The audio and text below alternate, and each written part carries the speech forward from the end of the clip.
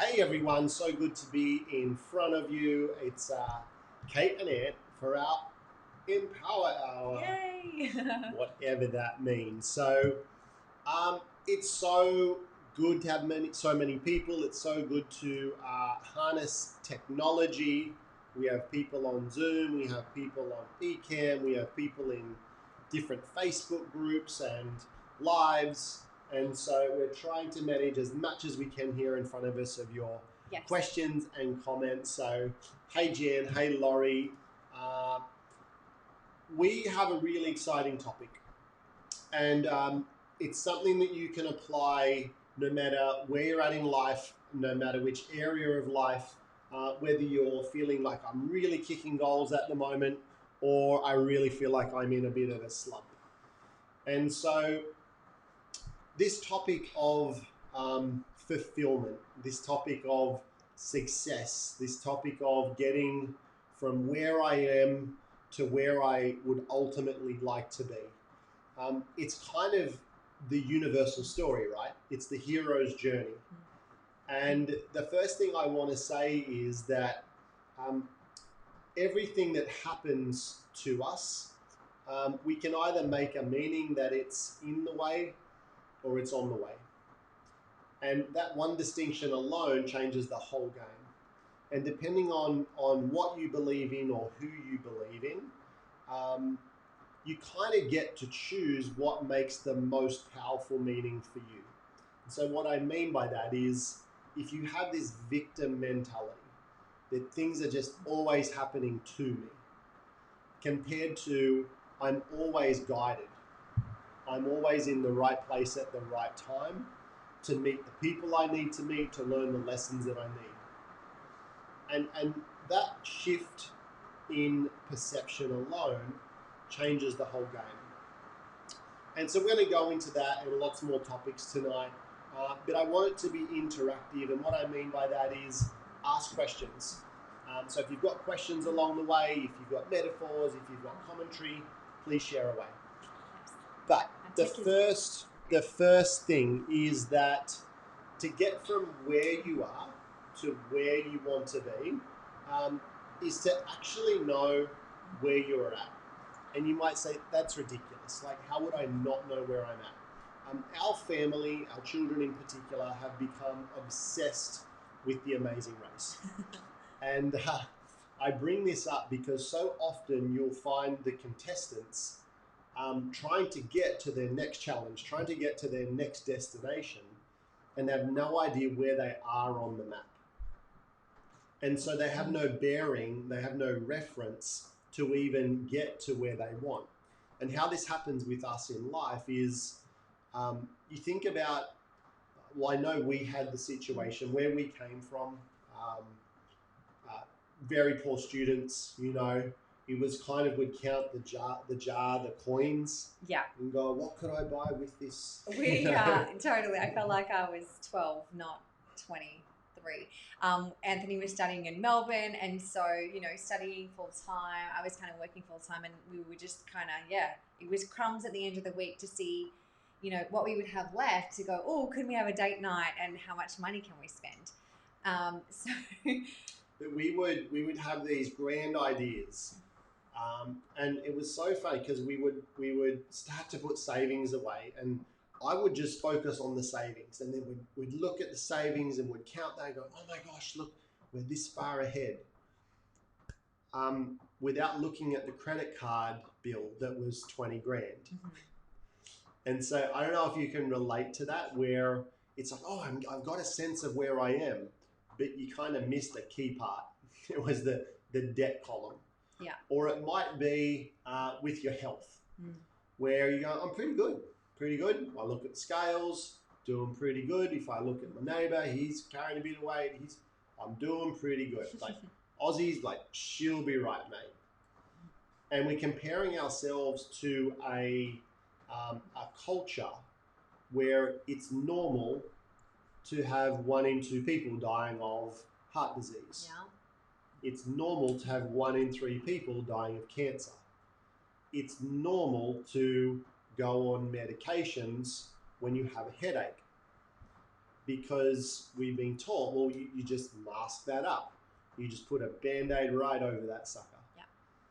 And then all it does is we're delusional about what's really going on, because the word symptom in Latin, the root comes from a sign of something else. And so we'll Band-Aid, we'll cover up the symptom, and we never get to the something else. And I think because some things are so common, we think it's normal. Rather than going, hang on a second, does this actually, are my headaches happening because I have a deficiency in aspirin or Panadol? Like, is that actually a normal thing, or could there be something going on? Or do I have to be a broke student? Like, is that just part of like a rite of passage through life? Or could we actually create a situation where we can do what we love and, be paid as we should, and actually have time and money to be able to enjoy? And I think when we look around, it's easy to find a lot of people going through those challenges. So sometimes we just go, well, that's just normal. And we don't think or dream beyond or outside of that. Yeah. So there's a saying, I like to think that I thought of it, but I'm sure I didn't. I'm sure I saw it somewhere and just claimed it as mine. Comparison is the thief of joy. Yeah. So write it down. Comparison is the thief of joy. Either because you're comparing yourself to someone you're putting them up on a pedestal. They're like, oh my gosh, they're incredible. They're so amazing. And so you shrink within yourself. Or you're comparing yourself to someone going, I'm pretty good. And you kind of, you land in mediocrity. And then you're okay with that. And on the outside you are, but there's a part of your soul where it's going, no, I'm not growing. I'm not thriving. I'm not living my purpose. Like speaking to someone today, coaching them, and they're saying, it just feels like there's a monster inside of me that needs to be unleashed. To have tonight become really, really practical for you, what I would love you to pop into the chat if you're joining us on Zoom or on the live, what's one area of life that there's a gap? Like that maybe you don't know where you are right now, and we'll help you, decipher that tonight, but that you want to be further along than where you are. And it's something you want to focus on to become better, improve, excel, succeed, whatever that is. What area of life would you say is either causing you the most challenge and frustration that you want to grow beyond, or that you're really excited to dive into and hit some goals around that? I'd love to hear from you guys, just so we can bring it into a little bit of context and give you some examples for your own personal situations as well. So pop it in the chat, don't be shy. Or if it's personal and you just want to write it down, of course. Make a note. Yeah, absolutely. So if we go around the wheel of life, so to speak, let's start with our spiritual quest.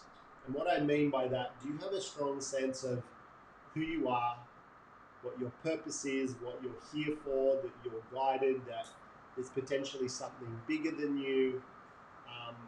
And if you're like, I have no idea what you're talking about, it's probably like a 0 or a 1 or a 2. And if you're like, I have a really strong sense of who I am, where I'm headed, I have a strong faith. I'm not going to tell people what to believe. Where people fall apart is they don't do what they believe. So if you have a particular religion or a faith and you identify as that, your greatest source of stress comes from not fulfilling the values or the beliefs of that identity. And then we might move on to, say, our relationships.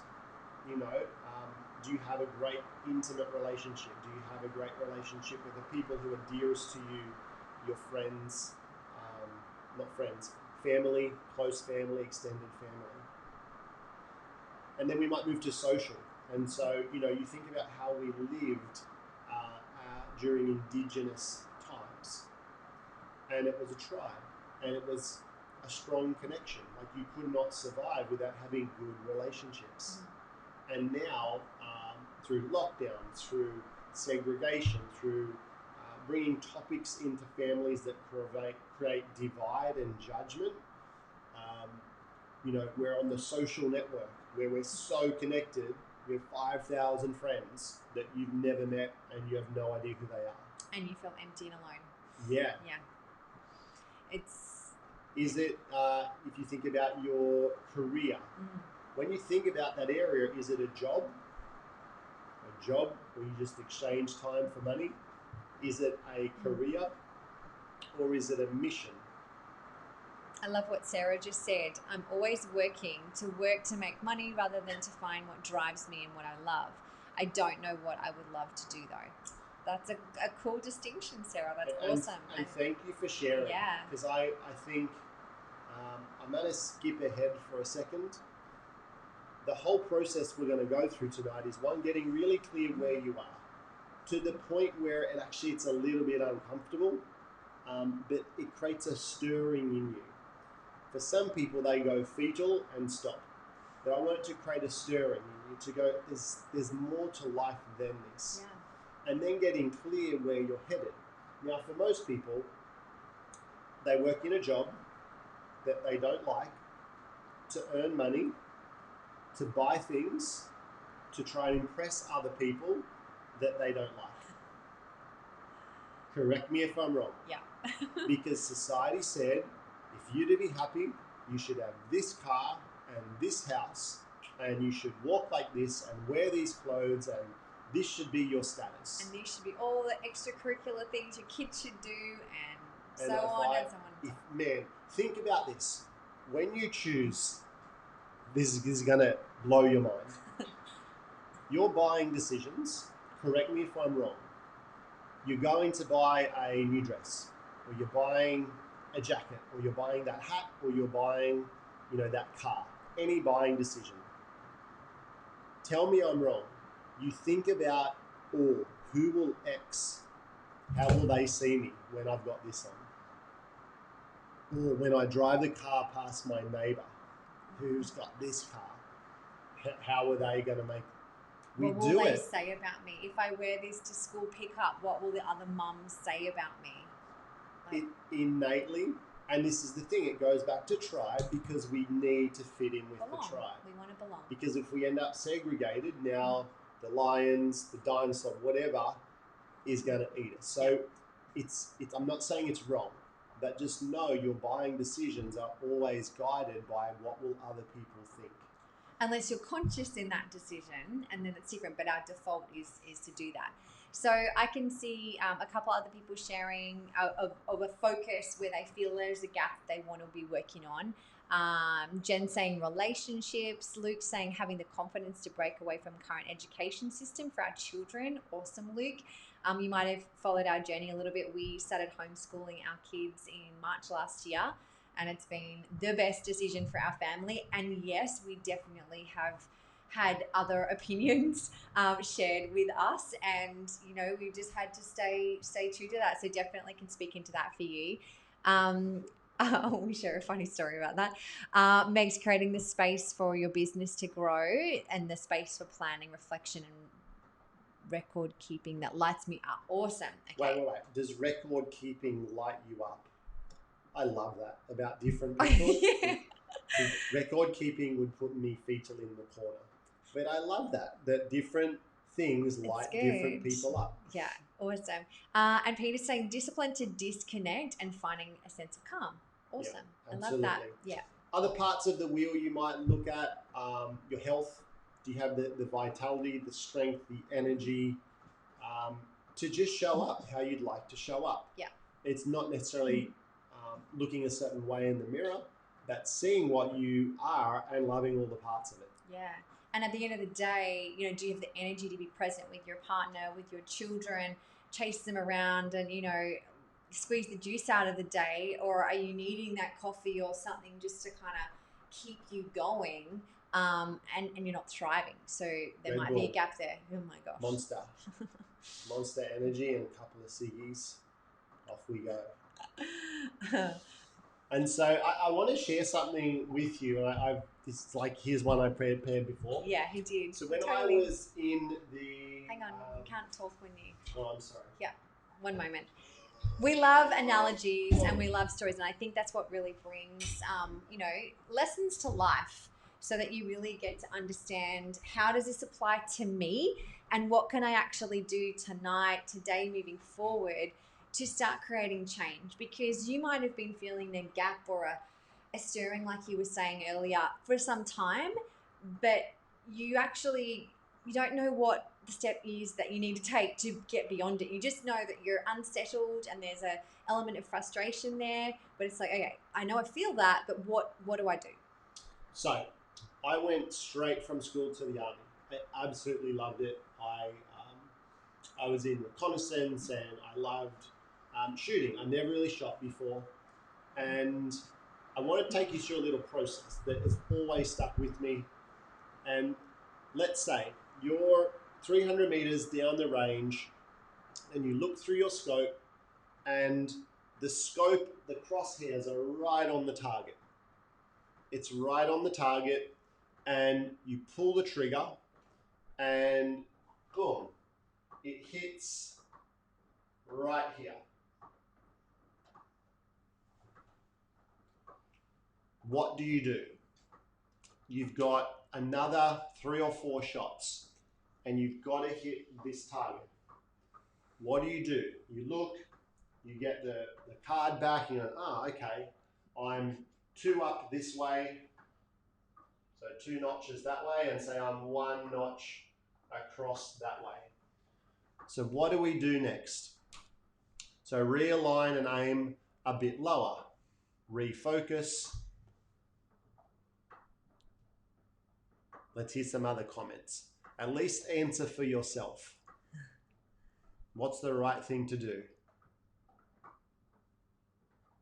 Yes, this will be recorded and we'll be able to send it to you. Yeah.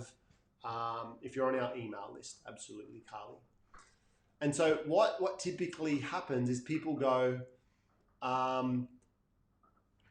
breathe, get grounded, and try again, says Elizabeth. Control your breathing, says Sarah. Control breathing. Now, let me be really clear. Your crosshairs were right on the target. That's like your X bit when you're... Yeah. For those people that don't shoot things, maybe you want to elaborate a little bit. Yeah, you can't take a step closer. Your X was right on here. It was on the spot. But where the bullet actually landed, it landed 2 up and 1 to the right. And so don't trust the crosshair. We're getting all sorts of wild and wonderful answers. I love it. Creative group. What a lot of people say is, well, if I hit 2 up and 1 to the right, I would then aim 2 down and 1 to the left. Yeah. Because that would be the correction that I need to make. And so if you do that and then you fire and then again, okay, now it lands here. Now what do?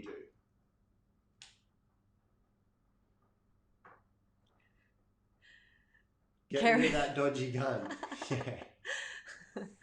That's an option. And so what a lot of people will do is go, now what do? I guess I aim up by 1. And so they make up by 1 and then they fire again. And now it lands here. And now who's totally confused? Now who's like... I would be giving up. What do I do? Yeah. And so I got this lesson really early and I've applied it to my life. And that is, this is what you do.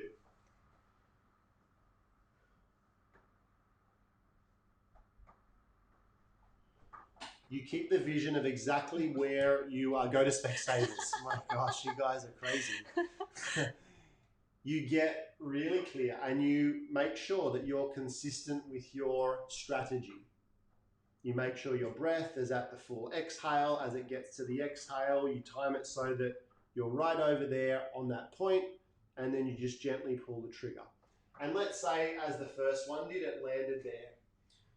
The next thing you do is you do not change the aim. You do not change your strategy. You do not change your focus. You take the exact same action again. You do the exact same strategy, because we don't know if the wind was blowing a little bit. We don't know that the sight is calibrated.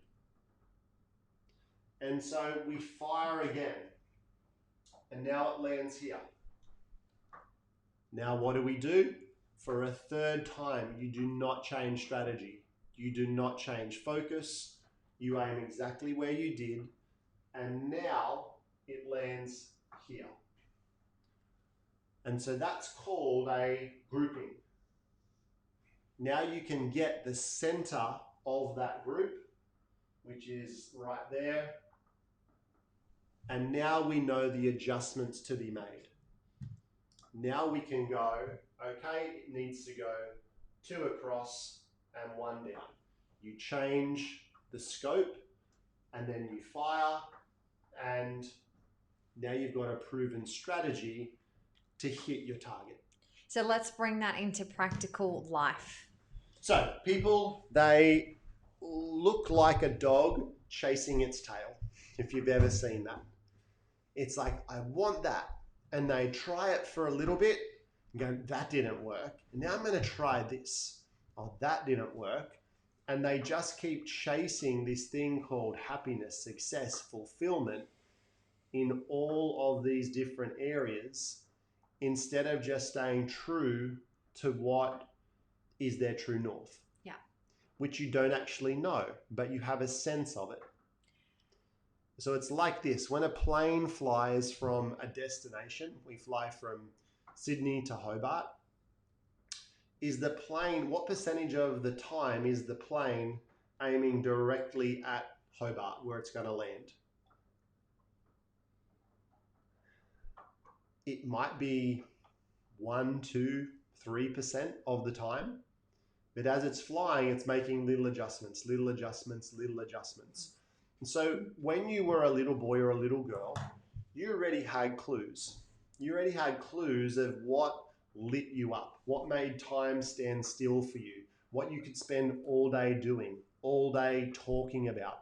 I watch it in my own kids, and we are really conscious not to project our values onto them. Mm-hmm. Don't get me wrong, we do. It's difficult not to. Yeah, totally. But our little girl, ever since she's loved animals, she wants to be a vet. Now, does that mean she's going to be a vet? Maybe, maybe not. She might end up being a marine biologist. She might end up being a vet nurse. She might end up working with horses. But she's had a clear sense from day one, it's going to be something to do with that. So what are the traits? What are the characteristics that, she's developing in order to head in that direction? Mm. So the other thing, so if we go back to the topic, because I want to speed this up a little bit now. Yes. Step 1, know where you are at. Who's an optimist? It's like, to be an optimist is one of the highest regarded character traits. I've been an optimist a lot. and optimism is actually a negative trait. And I'll share a little story. There was a high-ranking officer named Jim. No, he was the one who wrote. Anyway, let's call him Collins, surname Collins. I'm sorry, Jim Stockdale. It's called the Stockdale Paradox. And so he was shot down and he ended up in the Hanoi Hilton, okay, the worst prisoner of war camp in Vietnam. And he was there for 8 years. And he said the most challenging thing is the uncertainty of what was going to happen any single day.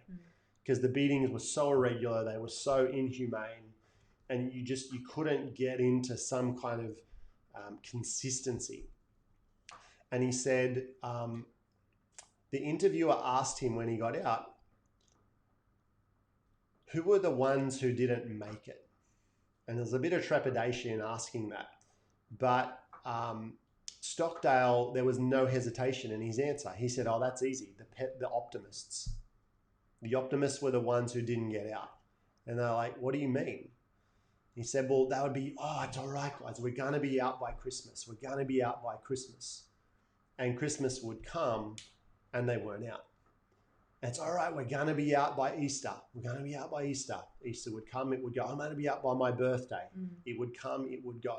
He said they died of heartache.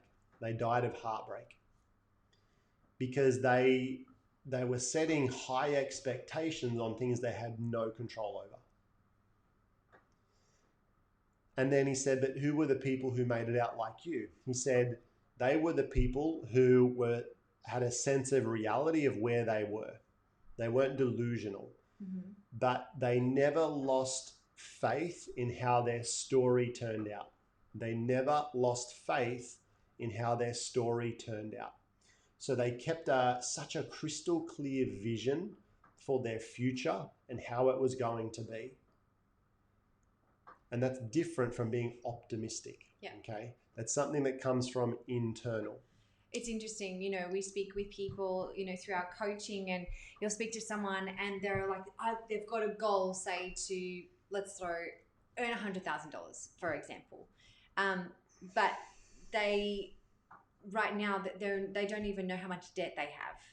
And it's like, you know, or someone wants to have this amazing health, but they don't know how much they weigh right now. So what we want you to do first of all, and it's not always comfortable, but you just got to lay it out on the table and go, okay, this is where I'm at. I've got 4 credit cards. I don't even know the total right now. I just need to do the math. It's going to be scary. And I just need to sit there and look at it and go, okay, well, this is my number. This is what I'm working towards. Or then you can find a company and consolidate debt and actually start taking action. But if you don't know your number, you can keep wishing and hoping and thinking that it's going to be okay and somehow, someday. But if you aren't based in reality, it's really hard to make a dent in that. The same with your health. You know, if you've got, you know, specific goals around that, sometimes we just got to jump on the scales or put those jeans on and go, they just don't fit. I need to get real with where I'm at and I need to make a change. Might be with a relationship. Yeah. Where it's just like, it's clear there's a wedge there. It's clear that there's not open communication, and it's sitting down and asking the scary question: are you happy? What would have to happen in order for us to be happy together? Ooh. But if you don't know, you have no sense where you are. Yep. And then and you're already planning, oh my gosh, we're going to do our 10-year wedding anniversary and we're going to go here. And the other person's already planning their escape. So I think, you know, when you aren't based in reality, you're kind of treading water because it's really hard to make progress. So that's the first thing. Whatever that area of life that you've identified that you really want to make progress in, that there's a gap, you've got to get real on where you're at. And you don't have to share that in the chat right now, but take some time and actually get really clear on that. Alrighty, number 2, know where you are going. If I said to you, what does success look like for you? Where are you headed? Paint me a picture. Here's a brush, just paint it. You know, what does it look like? What does it feel like? What does it smell like? Who is there with you? And I put you on speaker right now. Could you just unleash and go, I would be here. I'd be with these people. This is what's in my bank account. This is what my health looks like. These are the people I've helped. This is my legacy. It's so vivid. Like you've seen it 1,000 times. And the last thing that will be is just your senses to actually experience that. And in my experience, that's a big fat no for most people. But they can get on and I can share everything that I don't want. Everything that's not working. Everything that's wrong in the world. Yeah. And what you think about and think about, you bring about. So if you're continually thinking about, well, what's not working in the world, this sucks, that person, what you move towards moves towards you. And so it comes back to that. It's called the Stockdale paradox. You need to be so grounded in reality where you are, but have such a clear vision of how the story turns out for you. And it's the tension that creates. So imagine where you are is you've got this elastic band wrapped around that, and you want to pull where you're headed so tight. Now, what often happens to people is they set a goal, oh, I missed it. I set a goal, oh, again, I missed it. I go to set it. I'm like, who set this crazy goal? That's not really who I am. And they let the tension go. Instead of holding that vision so clear up there that it moves you. We start to settle. We do. Because it's comfortable. There's a quote that I love, and it's miracles start to happen when you give as much energy to your dreams as you do your fears. I love that. Love it. And so it's getting clear where you're headed. But again, this is often what happens. People go, well, I would have this car and I would be with this person and I'd have this much money in the bank. And you're still working this job that you really don't like, but it's the way to get there. And then you arrive at this destination. You get the trophy, you get the title, whatever you're striving for, but it was someone else's goal. It was someone who was influential in your life. Someone else had a value for that. Someone you looked up to, a teacher, a preacher, a father figure, a mentor, and you wanted to validate their energy, their love. You wanted to feel validated by them. I can't tell you how many people we've spoken to over the years that they're living someone else's dream because they don't want to disappoint, they want to impress. And I can tell you we've been a little stubborn in our journey, meaning our parents probably have not agreed with all of our choices. At times they've been a little confused. It's definitely conflicting some of their values and beliefs at the time. I think they definitely understand us way better now. But one of the things that we were stubborn in is where we were going. And I don't think that there was really ever any decision that we were like, ooh, nah, mum and dad wouldn't like that, we won't do it. It's kind of like, no. But I understand for some families, particularly cultural differences where there's this certain family hierarchy, and there's certain ways you have to be, places you have to live. Like a really beautiful friend of ours, all of the family lived in Melbourne and they're all Italian and you stick together and that's just what you do. And she ultimately wanted to go be in the sunshine and have her own family unit. And it was a huge extraction. And for her to choose to step away from that for so many years, she was living someone else's values and dreams and not actually happy within herself. So, it's real for a lot of people. Or they've followed a career path, they're doing a degree because mum says that's what I should do or whatever. It's like, you're smart, you should be a doctor, you should be a lawyer. In high school, I got told by the careers person, well, yeah, you're doing well, so you should do physics and chemistry. And I did. And I hated it. Like, that wasn't what was lighting me up. Yeah, I was ticking the boxes because of the marks, but it wasn't about passion. And so a lot of people end up in a role, in a job, in a career path that they're just doing that because it just makes sense. It's just the natural way to go. So I'm going to go back to Sarah. She said her stress was work, always working to work, to make money rather than finding what drives me, what I love. I do not know what I would love to do though. And so in our journey over the last 9 months or so, we created an academy called the Empowered Lifestyle Academy. Some people that are on the line are already in that, which is amazing. But one of the first things that we take those members through is called a values elicitation process. And so we are all born with a set of values of what's most important to us through to least important. And it's as unique to you as your fingerprint or your retinal scan. That often we've had someone else's values projected or injected to us and we're trying to live up to them. And you will never find fulfillment with that. And so in this academy, we've got information on rights and health and leaving a legacy and all that, but that's so irrelevant if you don't know who you are. That's the whole Socrates, know thyself, be thyself, love thyself. And it's hard to do the second two if you don't know who you are. Yeah. And your values are what forms your identity. It forms who you are, but most of the time we have no idea what's important to us. Once you know that, it forms your purpose.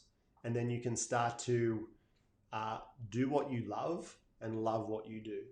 And then you can find a situation where you're handsomely paid for that, because now whenever you're of value, you're adding value to others. And so what you appreciate appreciates. And so you love yourself. You're waking up every day because you're in flow. Lit up. You're inspired, which comes from in spirit.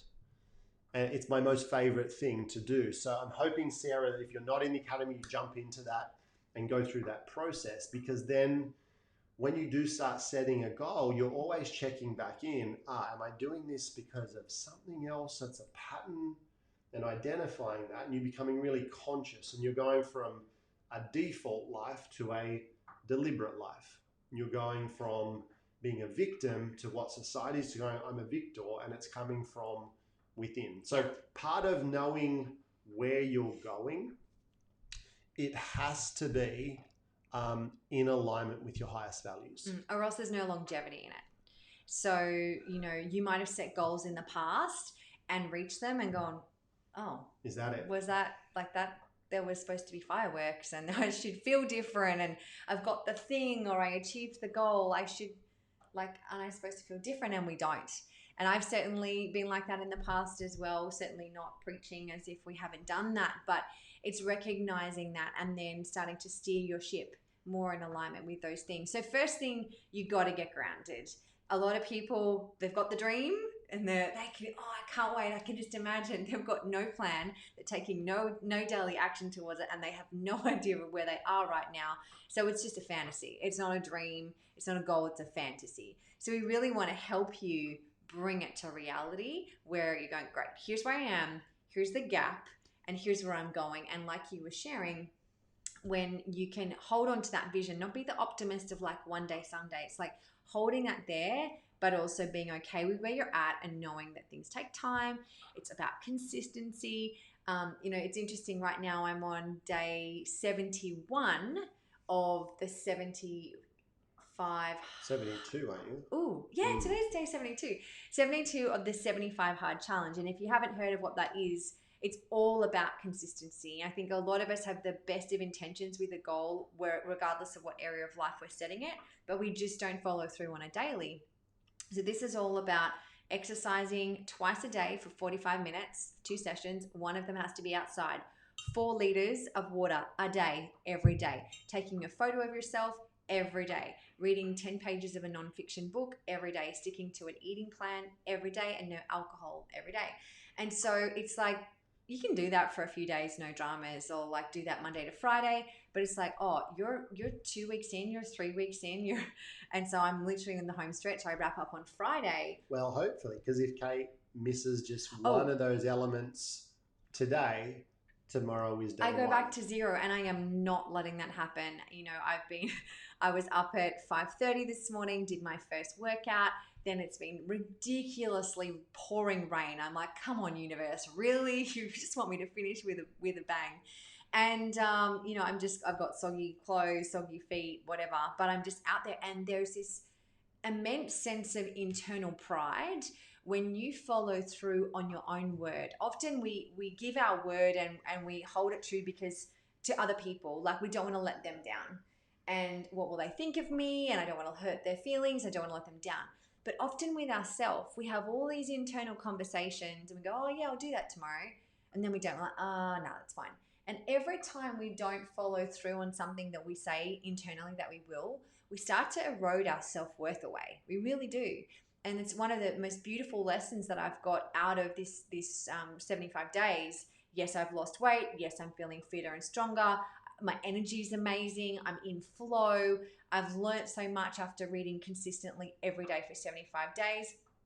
And it's been awesome. She looks hot. She looks really hot. Thanks. I'll take that. But the biggest thing for me is giving myself an internal high five every day and be like, bam, I committed and I followed through on my goals, my dreams.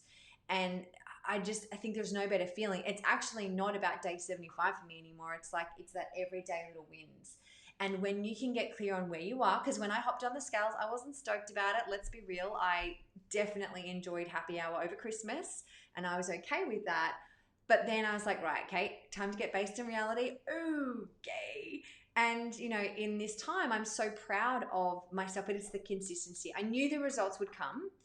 So yes, I have lost weight. Yes, I've gained muscle. Yes, I'm in a new routine, but it's that internal pride that there's no better feeling of that. And that's going to come from your finances, your relationships, your career path, whatever that is, taking steps on a daily basis towards that vision.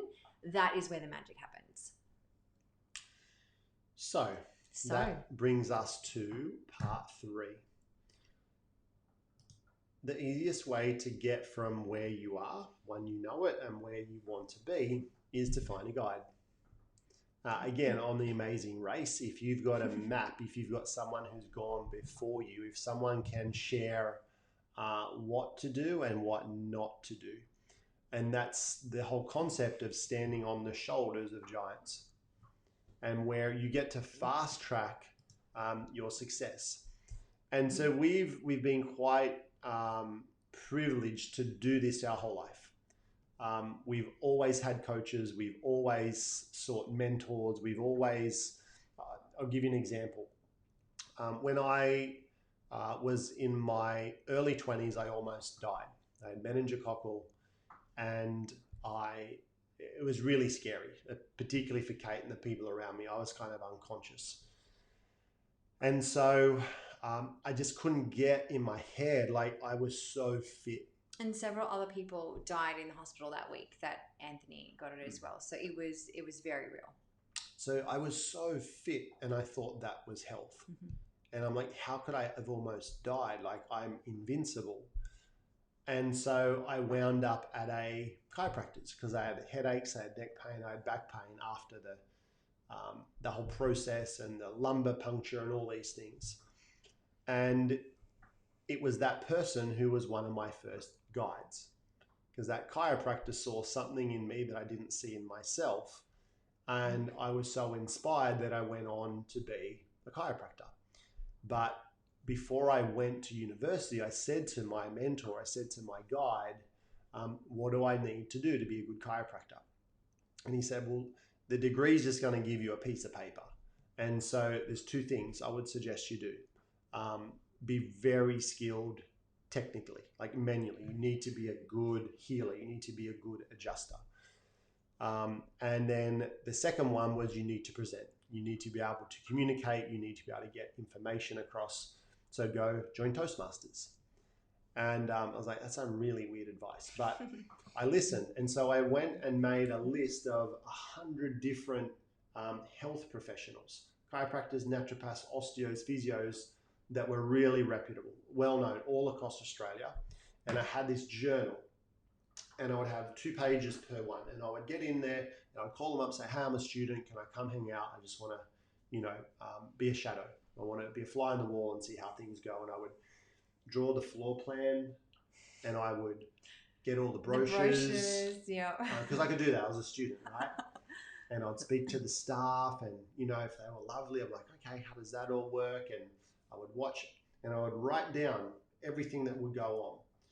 And I had 100 of these. And so by the end of my 5-year degree, I already knew exactly how I wanted to practice. I already knew the floor plan, the brochures, everything was already done. It's crystal clear. And everyone else was just like, I've got my bit of paper, and now I've got to go find someone to teach me how to do the business and all of that. So if you can find people who have gone ahead of you, and most people who have created some kind of fulfillment or success in their life, they're at the point in their life where they're looking at their legacy. They're looking at paying it forward. Okay, I've achieved success, but what's next? Yeah.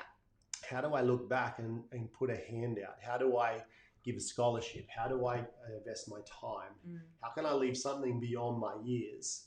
Whether it's a garden, whether it's a child, something like that. And so that's where we've done that in every area of our life. We really have. And there's definitely been guides that we didn't. There's a difference between knowledge and knowing. So some people know a lot of stuff, but they haven't lived it. And we had an experience where we were recommended. We started, we had a practice and we started earning money, and it's like awesome. And we hadn't really developed the skills to learn much about finances. So we were recommended, hey, you need to speak to this lady. She is a financial advisor. She's going to handle everything for you. We're like, sweet. We have no idea what we're doing. She's like, oh, you should do this. It's like a stock thing. Put this in here. It's a loan. Da, da, da. Like this whole, like, cool. And it's a tax deduction. We're That like, sounds tax really deduction. Oh, that's sophisticated. awesome. So, Don't even know what you're talking about, but I feel like I'm so smart right now because we're investing in something. It's really cool. So every month we're paying this money in, and it's a tax deduction, so that's good. And then we get to this point and something happened in the stock market. I guess it was the GFC. And all of a sudden she's like, oh, hey, your money's kind of out of the market right now. You're going to need to put X amount of extra money in so that it can go back in. We're like, what? You told us that anyway, long story short, we decided to pull out of this strategy. We were 5 years into a 7-year plan. It was just going down the toilet. And we had to pay an exit fee and all this extra money to get out. And we were like, what the heck? This person was supposed to have our best interest at heart. At the end of the day, they've got their commission, they're sitting pretty, and we got screwed over. And we realized we actually didn't do the due diligence on that guide to go, do they just know their stuff, or are they actually living it? Are they actually preaching it? And so we've got countless examples of good and bad of that. I mean, you kind of learnt the hard way physically as well. Yeah, I started racing Ironman triathlons, and the first year that I raced, because I had an exercise science degree, I'm like, I can write my own program. And I would get halfway through the week, and then I'd look at what's on today. I'm like, whoever wrote this program's an idiot. And so I wasn't accountable to someone because it was me. You just changed the plan. I'm just like, I'm going to do that today. Has anyone ever set a goal and then you're like, I'm just going to change the plan? It's raining outside. I don't want to do that. And so, I didn't get to where I wanted. I was trying to get to the Hawaiian Ironman. And so the second year, I'm like, I'm going to get a coach. I'm going to commit. I'm a bit of a, I like to save a penny. But I'm like, I just invested a whole year, 9 months of training, 500 Ks a week on a bike, 100 Ks a week running, 20 Ks swimming. I can't do that again. So I get a coach, and I see a guy at the gym coaching. She was the #1 female Iron woman in Australia and just broke a world record. I was like, wow. And so I start chatting to him, and I'm like, hey, do you coach anyone else? He's like, yeah, I coach. And so we set up an arrangement. And I'm doing these sessions that he's sending through, and they're just like really, really hard. And the season goes by, and I didn't do any better than the year before. And then that female athlete I'd become friends with, and it turned out that the guy wasn't her coach. He just did her strength and conditioning in the gym. But he was happy to say, I'm her coach, and of course I'll charge you a fee. And all he was doing is speaking to her each week, going, what's your sessions this week? And then he would send it to me. And then the final year, the third year, I found a coach, and my prerequisites were this. He had to have done it himself. He had to have qualified for Kona himself. But that doesn't mean he's a good coach. So he had to have had athletes. And I found someone who every year he'd have 3 to 5 of the athletes from his stables who made it to the Hawaiian Ironman. And so begrudgingly, I'm like, I'll pay for this. And in the first month, the programs that were getting sent through, I was like, this is really different. This is very specific. Now, just because he was sending the programs, did it mean that I would get the most out of it? No.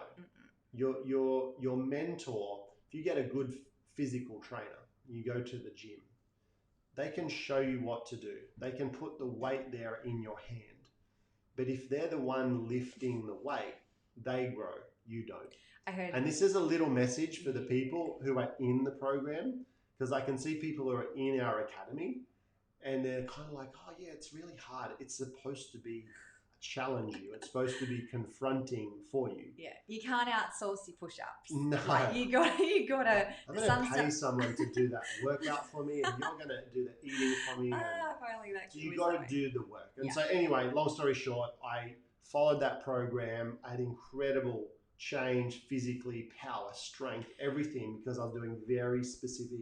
And it was less. It was less. It was actually less time. So it wasn't more time, more effort, It more was burnout to get the results. It was actually working smarter. less time, less Ks, but Yeah. it was very specific. Which was epic for our family as well, because yeah. that was- And so I qualified. I raced the Hawaiian Ironman. It was just a massive tick, for me. But I learned a lot about that in finding someone to help you and getting a little bit more diligent with Yeah. asking the questions. absolutely. Yeah. So let's wrap this up. It's Yes. gone fast. Well, Empower Hour. Do you have to go a whole hour? Nah, it's okay. So, when you have those things, last year when the world changed, I'm not going to say that. I think things just got revealed. Some Yeah. of the darkness, some of the atrocities, some of the way the world actually works, whether it's big pharma, big tech, big banks, bureaucracy, it's always been there. It just became more prevalent in our lives. I think the other thing that became more prevalent, if people were unsatisfied in relationships where they were in life because they had a little bit more time to think about things, not so set up financially, that all kind of came to the surface as well. So it unraveled a lot. It really did. Yeah, well, the light was shone on a lot of things. Yeah. And it was almost like, here's your reality. If you want to turn it into a great meaning, Yeah. it was like, the universe, God, whoever believing, saying, here's your reality. And now, your relationships aren't where they should be. Your finances are. Where you were with your job, you're not fulfilled. Your trust in how the system worked has been tested. And so we had all of these kind of things, and people either woke up and they became aware of these things. And as you do that, you see the opportunities. Yeah, they used the time to their benefit, where they were learning and growing and making changes to live more in accordance to their values, whereas some people just Netflixed the time away. Yeah. They got deeper and deeper in immediate gratification, in comfort, and all things that give short-term wins, but ultimately do not allow you that spiritual growth and deep fulfillment. And so, we went on our own journey, because we definitely put our hand up for a few of those. It was like, I didn't know human rights worked that way. I didn't know that that's what the banking system did. And but the first thing I asked is, who can I go to? Who do I know in this area? And leaders go first. And one of my favorite sayings is, let resourcefulness be your greatest resource. How do we maximize the things that are around us? And I remember I'm like, when I was a chiropractor, I remember a guy, he'd always come in and he was a bit aloof to what he really did. But I remember him saying he was going to Supreme Court today and he's defending this farmer who had his land taken unlawfully. And lo and behold, when I started thinking about it, we ran into him at an airport. And I had his card, and I found the card, and I'm like, and it was Mark. And then once I was into that, I was like, oh my gosh, there's a whole nother way to do life. And then we got into that community, and there was Zev, and there was Nick Patterson, and there's all these other people in an area where the way I want to fast track this, I just need to be around those people. And I pay whatever amount to digest that information and be on the webinars. So I could go from like, oh my gosh, I'm like a 1 or a 2 out of 10 here, to now, I wouldn't say I'm a 10, and I probably don't ever want to be, but I'm a very comfortable 6 to an 8, because that's all I need to fulfill the rest of the areas of my life. But what it did was it made me realize an opportunity for us is, we'd set ourselves up where we had a lot of time. We created an online business that was very much run without us. And so I had the time to research and find information and package it in a way that people could get great value from that. And I had this download one day around the 7 laws, LORES, to living an empowered life. And that was processes and principles to help people form their mission, vision, purpose. Once they were clear with that, if we studied Indigenous cultures, and we had some beautiful experiences with the original people of Australia in their philosophies and how they saw life, and we developed this whole thing about ancient cultures to solve modern day problems. And as we started interviewing them, I'm like, oh my gosh, there's so much that we're applying as a family that I want to get this out to the world. And then we started looking at relationships. And if you think about some of your greatest sources of stress are from relationships, whether it's intimate, whether it's work, whether it's a prime minister. And so how can we start to develop communication? How can we see other people's values? And then our jam, for the last quarter of a century has been health and well-being. We did a documentary called no, we didn't. It was called Overfed and Undernourished. Kate wrote a book called Raising Healthy Families in Unhealthy Times. We had multiple chiropractic centers. We've really had our finger on the pulse of that. But as I started exploring, I'm like, there were whole other areas called building biology and 5G and frequencies and phones and dirty electricity. And so again, we started to go to these people and interview them around wealth, around the banking system, around trusts and foundations, around cryptocurrency, around no money down property deals. We went to our network for that. Exercising your rights, as I said, I think we're part of 3 or 4 different groups that really, I think between them would have well over 100 years of experience in courts, getting things over the line in exercising people's rights.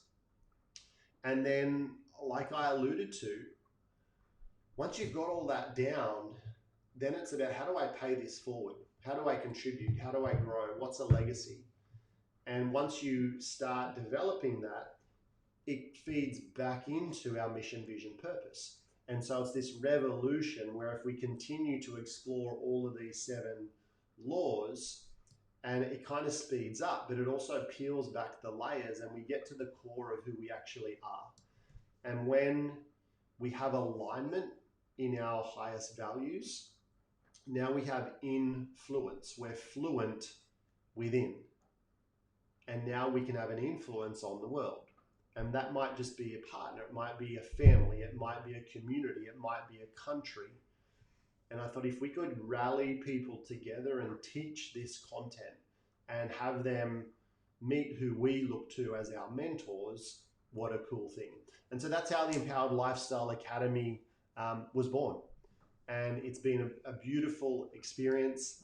The people in there continue to learn and grow, and the longer they stay in, they make more friendships. And some of the people who came in as students, they've found their mission, they've found their purpose, and they've just fast tracked on that thing. Yeah. And now we're interviewing them and they're paying it back forward into the community. And I think that's a skill that we've developed over, we've been in that learning space for 20 years. And a skill we've really developed is pulling out the good bits from, a seminar, a conference, a book or whatever, and go, all right, let's just get the actual essentials from this. And how do we communicate it in a way that makes sense through stories, through principles, that people can then put into practical action in their life? Because there's no point in learning all this stuff if it doesn't, if the rubber doesn't hit the road and it doesn't apply to, families and juggling life and kids and all of these other things that come into play. Yeah, there's that saying, to know and not do is to not know. Yeah. And so similar to my experience with the Ironman coaches and programs, more is not better. Yeah. But if we could just give people bite-sized chunks, something that they can download that week's module, listen to in their car, listen to while they're doing the ironing, they're exercising, and just take a little bit of time to actually do the work, they'll have much better returns than hours and hours, and they never get to it. And so we're mindful to put it together in a format so people could do the work. And then I think what I've enjoyed the most is seeing the community come together. And you may relate to this if you've been in a lockdown or the way you see the world doesn't turn out to be the same as your family or who you thought were your friends see the world. And so you feel ostracized or isolated Isolated.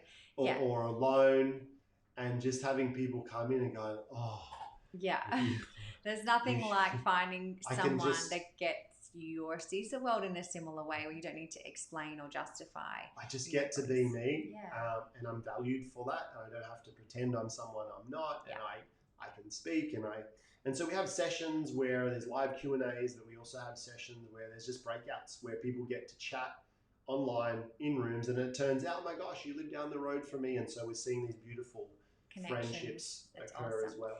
So the doors for our academy close on midnight Wednesday this week. So if you are curious to learn more, if you would like to join us and become a part of this movement and really fast track, where you're growing, how to close the gap on those different areas of life, we would love to have you a part of it.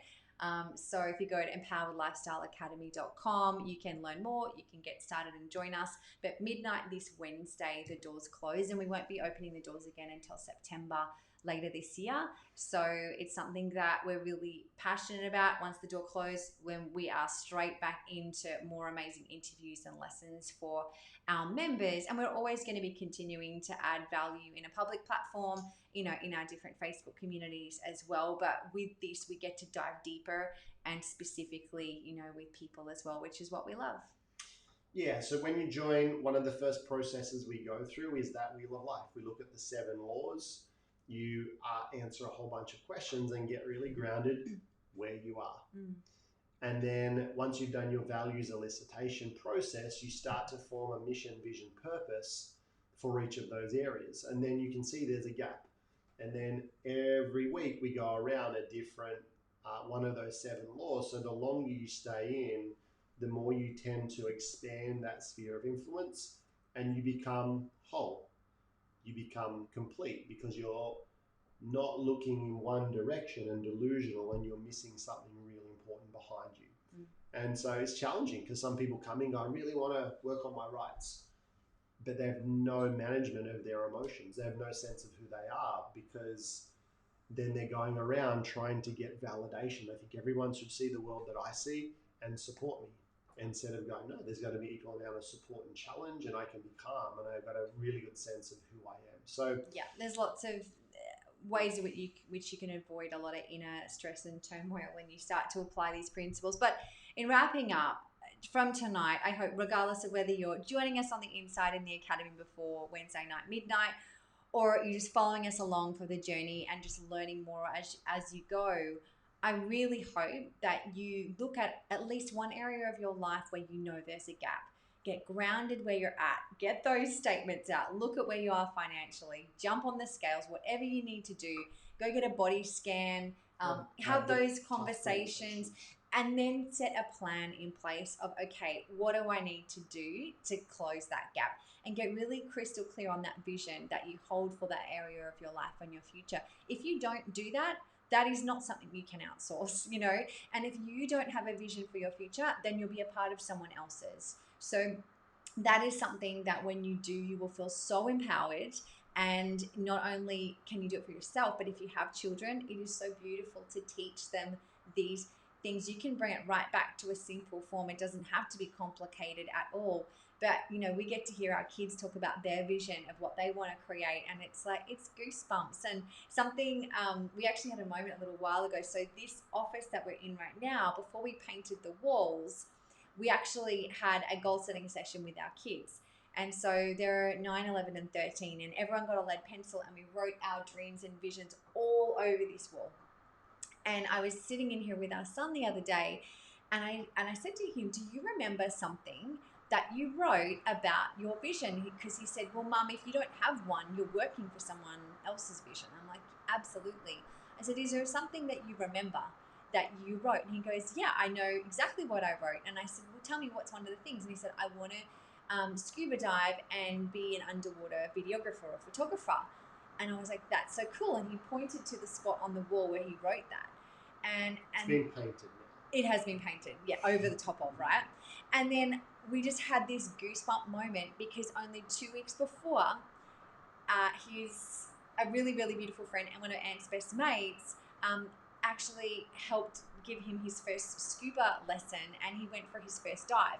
Now, when he wrote that, that was absolutely not on the cards whatsoever. And just seeing Zave's vision start to manifest and come to fruition and him see the power of his intention, like, it was so cool. And he'd completely forgotten that he had written that on that wall. So there's so much power in that for yourself, for your loved ones, and particularly for the next generation coming up. So But this curriculum, if you will, yes, is the curriculum we use for our kids for homeschooling. yeah, I think Luke said he was, wanting to take that step, and you can teach them we teach them maths through looking at their worth.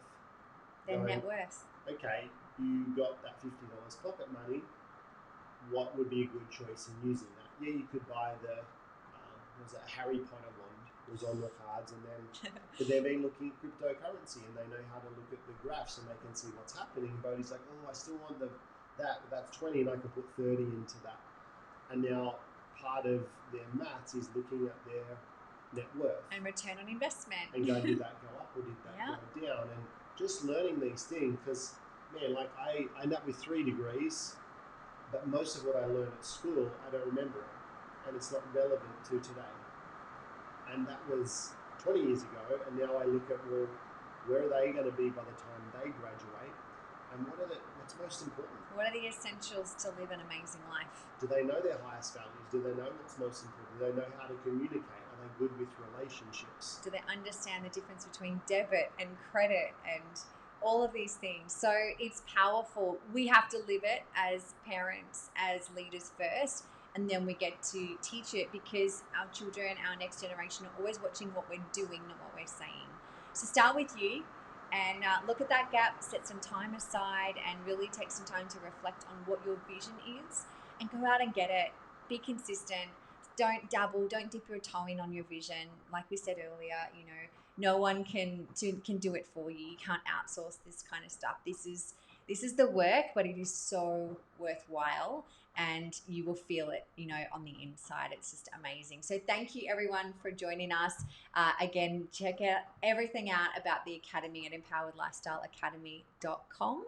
And have a beautiful rest of the evening. And for those of you wanting the replay, we'll absolutely be sharing that across our different platforms as well. Thanks everyone. Good night.